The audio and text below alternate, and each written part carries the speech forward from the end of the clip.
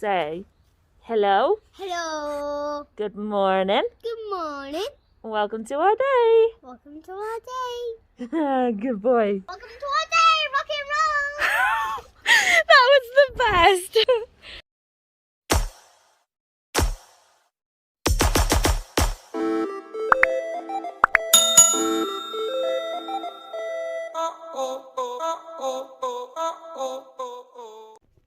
We're in the car and my arm really hurts leaning on my chair. I suppose I've not been in my chair since it happened, and these are not the comfiest. So to be resting my elbow on it and my arm is not the best. So they've got me my pillow to be able to rest it on, but it really hurts.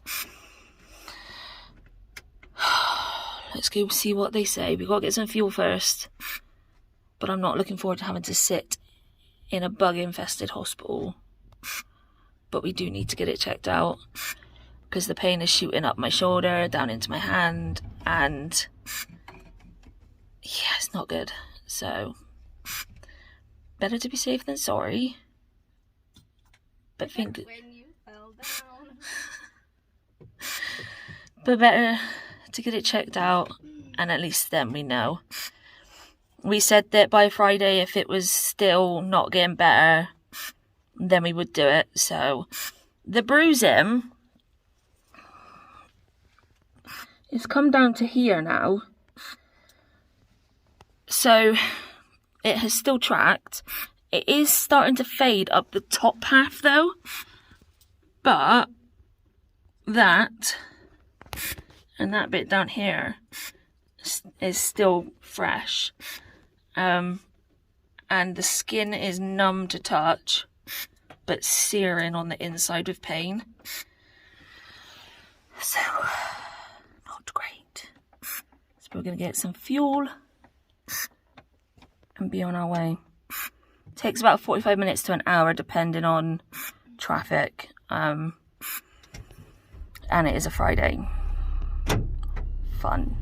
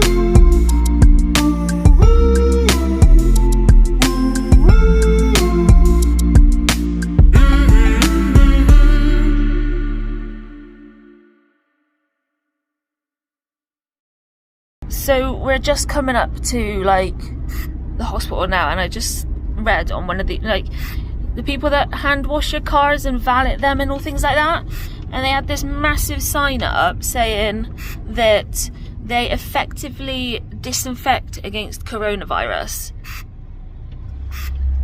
I don't understand how they can write that and get away with it.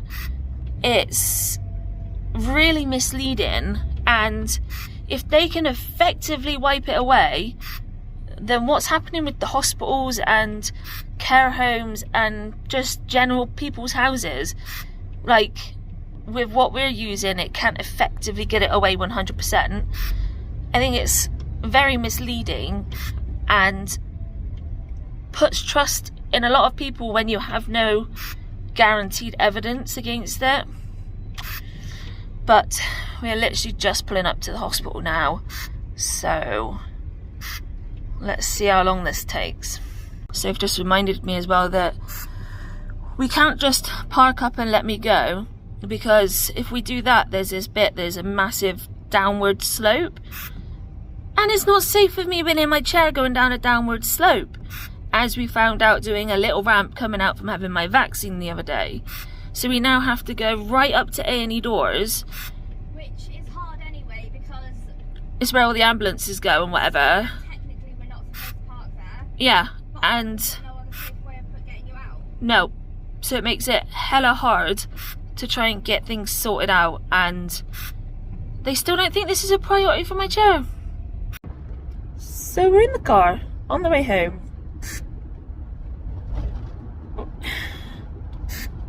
and there's mixed feelings about it, because I haven't broke my arm, which is great. However, on the x-ray, which I had to have 8 of, there's a clear image of where I've literally split everything down to the muscle. And yeah, pole-shaped dent. Oh my freaking god. Ugh. Stupid bridge. Torn the ligaments and pulled my elbow. Great. We have an answer. The shit thing is, they don't have an appropriate splint needed for this kind of injury for an arm of my size. I mean, I know you've got chunky arms, but a lot of people have arms that are that size. Yeah. A lot of Yeah. And do you know what her solution was? Wrap it with a towel to splint it. A freaking towel. She hadn't seen our towels. They're like 20 years old and hand-me-downs. Like, I'm so pissed off. Like, even if they didn't have an appropriate splint that's a fabric-y one, why didn't they put like a back slab on as a splint? Like, which, if you don't know what a back slab is, basically it's plaster Paris on one side of your arm and then bandage around it. But they didn't even do that. They just said they don't have a splint for my size arm. now we're going to have to pay something to makeshift something. She said, so we're going to have to try and pay and look for something to makeshift it to do the job of what I'm supposed to have. I mean, technically, we could bypass the requirement. We could. Didn't think of that. No, we could do that.